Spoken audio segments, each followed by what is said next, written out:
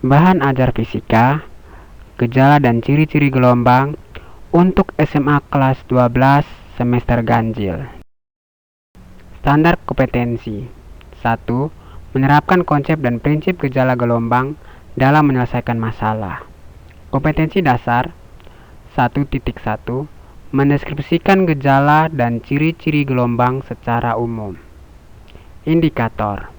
Pertama, mengidentifikasi karakteristik gelombang mekanik dan gelombang elektromagnetik. Kedua, mengidentifikasi karakteristik gelombang transversal dan gelombang longitudinal. Ketiga, menyelidiki sifat-sifat gelombang serta penerapannya dalam kehidupan sehari-hari. Berikut ini kalian akan disajikan materi tentang gelombang. Ikutilah dengan baik karena setelah materi ini ada tugas yang akan kalian kerjakan sendiri. Pernahkah kamu melempar batu ke dalam air yang tenang? Kamu akan melihat lingkaran-lingkaran kecil terbentuk di tempat jatuhnya. Selanjutnya, lingkaran-lingkaran kecil tersebut melebar menjauhi titik pusatnya. Jika terdapat selai daun di atas permukaan air, lingkaran-lingkaran tadi dapat menggerakkan daun tersebut naik turun. Mengapa demikian?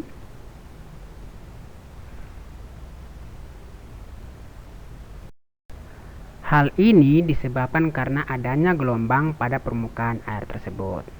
Nah, apa itu gelombang? Akan dibahas pada bagian istilah-istilah tentang gelombang.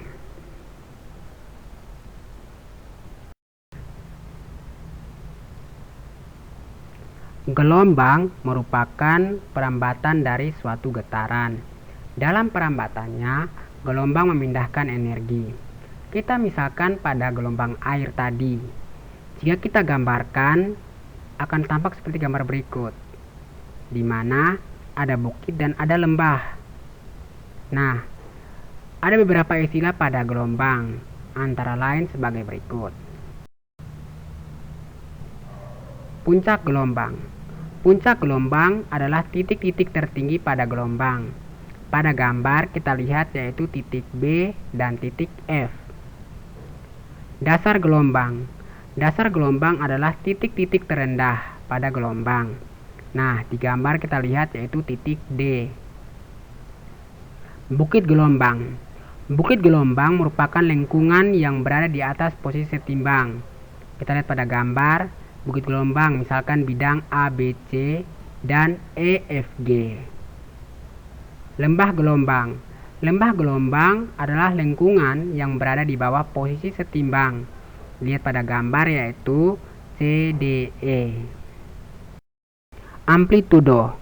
Amplitudo adalah perpindahan maksimum, yaitu ketinggian maksimum puncak atau kedalaman maksimum lembah relatif terhadap posisi setimbang. Nah, pada gambar kita lihat amplitudonya yaitu jarak antara B dan B aksen, D dan D aksen, dan F dan F aksen. Berikut panjang gelombang.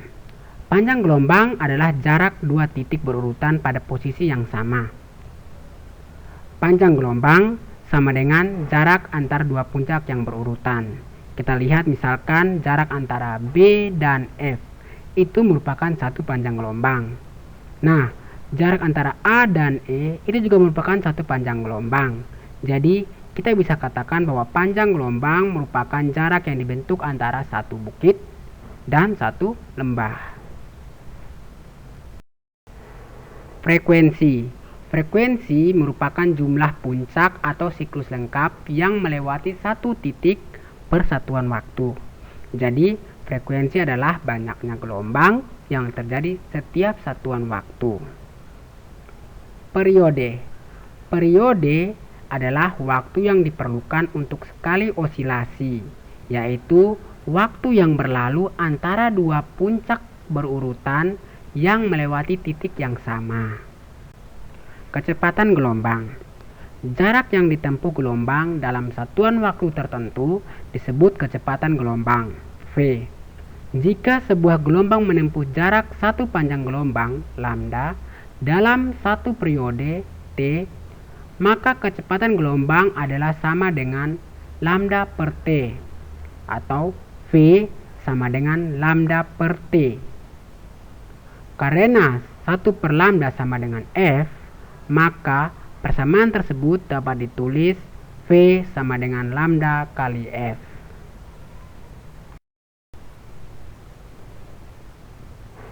Jenis-jenis gelombang. Jenis gelombang berdasarkan sumber getar dan medium perantara dibedakan menjadi 1. Gelombang mekanik. Gelombang mekanik adalah gelombang yang sumbernya berasal dari getaran suatu benda yang mengganggu medium sekitarnya. Dalam perambatannya, gelombang mekanik membutuhkan medium perantara. Contohnya gelombang bunyi, gelombang tali, gelombang pegas, dan gelombang pada permukaan air.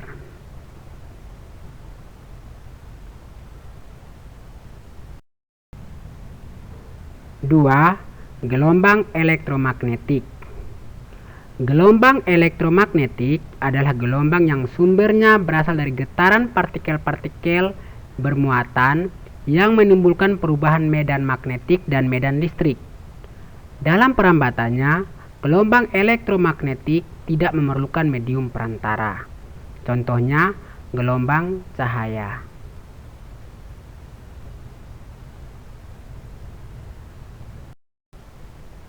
Berdasarkan arah getaran dan arah perambatannya, gelombang dibagi menjadi 1. Gelombang transversal. Gelombang transversal adalah gelombang yang arah rambatnya tegak lurus dengan arah getarnya. Kita lihat pada gambar, arah rambatnya ke kanan, sedangkan arah getarnya ke atas atau ke bawah. Gelombang transversal ini biasanya terjadi pada gelombang tali.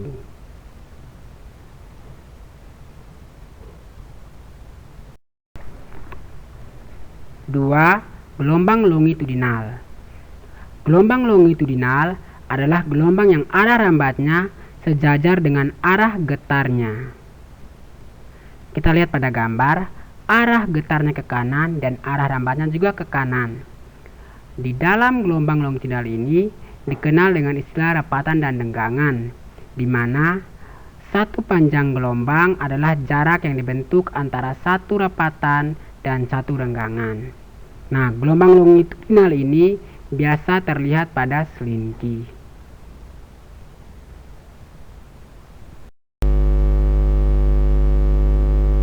Sifat-sifat gelombang.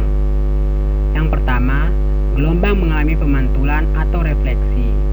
Jadi, ketika berkas gelombang datang mengenai suatu permukaan, maka gelombang tersebut akan dipantulkan kembali, di mana sudut datang dari berkas gelombang yang datang sama dengan sudut pantul dari berkas gelombang yang dipantulkan.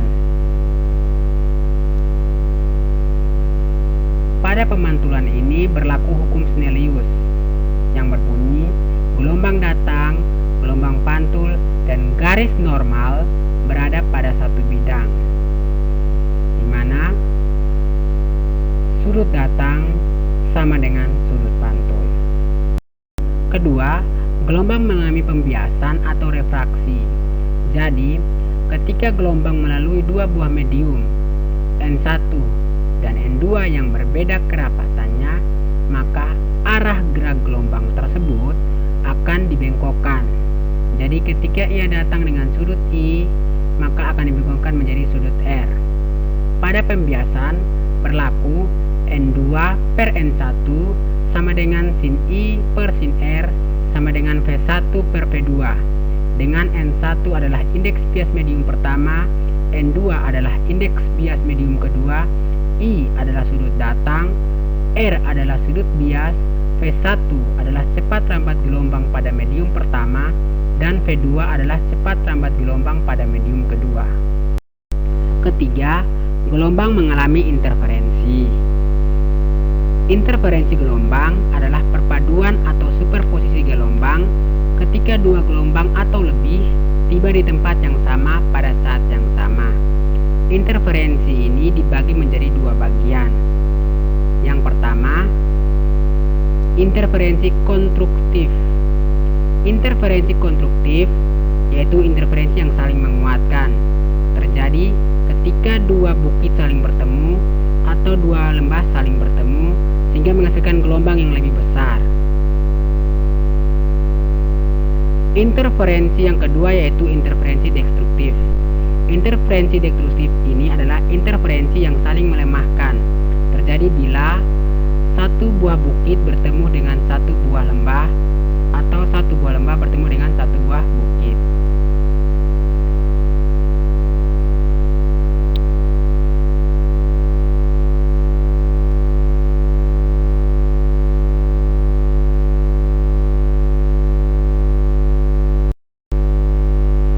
Keempat, difraksi. Difraksi merupakan pelenturan gelombang ketika gelombang melewati celah sempit atau penghalang.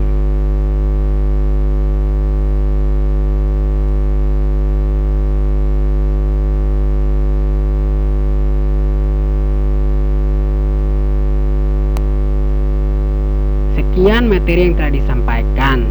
Berikut, silakan berlatih menggunakan soal-soal yang telah disediakan. Soal nomor 1. Setiap gelombang mekanik di dalam perambatannya membutuhkan medium atau zat perantara. Akan tetapi, gelombang elektromagnetik tidak membutuhkan zat perantara. Mengapa demikian?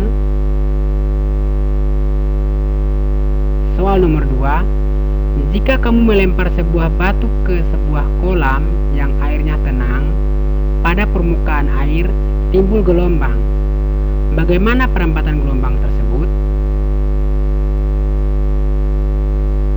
Soal nomor 3. Cahaya jatuh pada permukaan minyak dengan sudut datang 37 derajat. Kemudian dibiaskan di dalam minyak dengan sudut 30 derajat terhadap garis normal.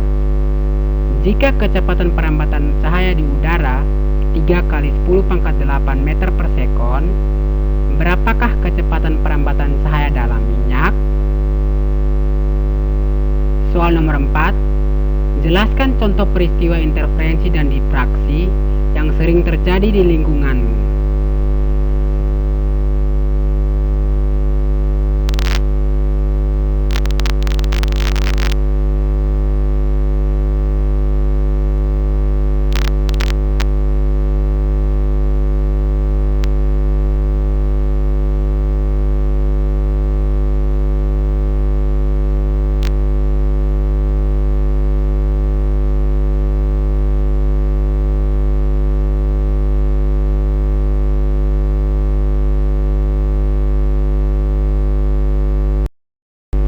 Sekian dan terima kasih.